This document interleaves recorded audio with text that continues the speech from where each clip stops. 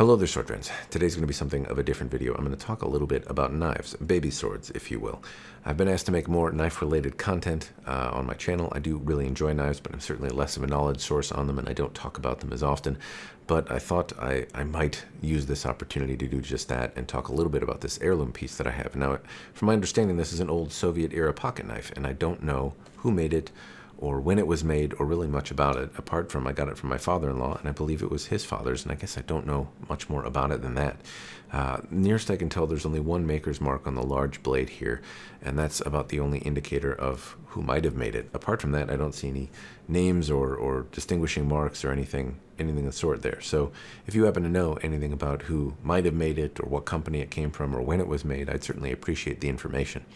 I have some suspicion that it's mildly collectible, if nothing else. Some years ago, I was doing some sword buying, and I was out at a relatively prolific knife maker and collector's home looking at some swords that he happened to have. And when I brought this around to get some information about, several compelling offers were made and subsequently refused to buy this knife because it's certainly an oddball kind of thing.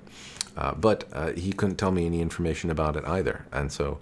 Apart from I got it from my father-in-law, and when I was in Russia, and that's where it's from, I don't know much else about it. Anyway, so that's kind of what I'm talking about here. It's an interesting piece, and it has. I'm surprised at the number of different blades. There's 4 different knife pieces on here. There's this slight drop point with a narrow point. There's another kind of drop point right here. There's the larger blade, and it has some interesting texture on this side, where it looks like it's sanded down slightly on one side, and then not on the side with the little nail grab to deploy the knife. One bit is flat right here. There's another. We have a scissors, which is common enough. This one has a slight rivet in it. It almost looks like a screw, but it is a rivet nearest I can tell. We have a little spatula chisel looking piece here. Another little rounded piece here that is not particularly sharp at the end. Not sure exactly what tool that's necessarily for.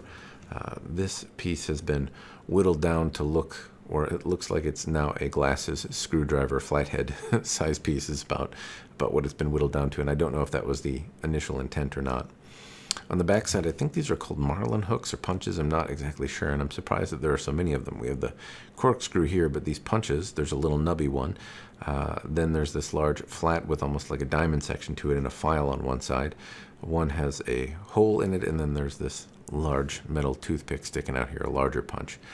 Now, I'm not exactly sure the purpose behind each of these tools, but I always thought that this was a pretty neat knife. I don't do much with it other than take it out, periodically clean it. It's got some corrosion and some signs. It certainly lived a long life in pockets.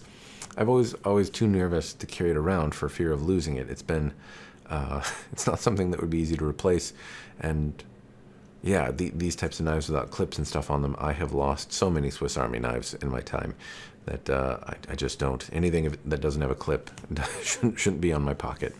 Anyway, if nothing else, it's a quick look at a kind of an oddity of a multi-tool little Swiss Army style knife, or at least that's the closest typology that I can tell you. I don't know much about knives in the sense of what type of knife this is technically, or the verbiage and the lingo of knives and whatnot. Anyway, interesting piece. If nothing else, maybe this gives you kind of a closer look at an oddball piece if you're interested in these kind of pocket knives. There's so much to learn about pocket knives and such, incidentally. I know I talk a lot about swords, and I certainly invest most of my time in learning about swords and sword-related things, but there's a whole another side to blade collecting and in the knife realm of things, and different things to learn, different parts of a knife that are well, I mean, the construction and what's good and what's bad and what's to be sought after and what's to be avoided. Those are all things that I'm certainly unfamiliar with, so I couldn't tell you if they exist or not in this. Apart from everything seems to be solid, I can deploy these things with my fingers, though they're somewhat loath to come out every now and again. And apart from that, everything is reasonably solidly constructed. The larger blade has a little bit more give to it, but the rest of the pieces feel pretty well fit together, and there's not a lot of play in the blade when it's put out. Anyway, that's all I got. If you, again, happen to know anything about this manufacturer, or when it was made, or any detail at all, I'd really appreciate it. If you could point me to a source or somewhere to ask, again, I would appreciate that. And if nothing else, hopefully it's been mildly interesting. That's all I've got for this video. I know it's a bit of an oddball. It might be my shortest video ever, in fact. But I'm going to shut up. Cheers. Thanks for watching.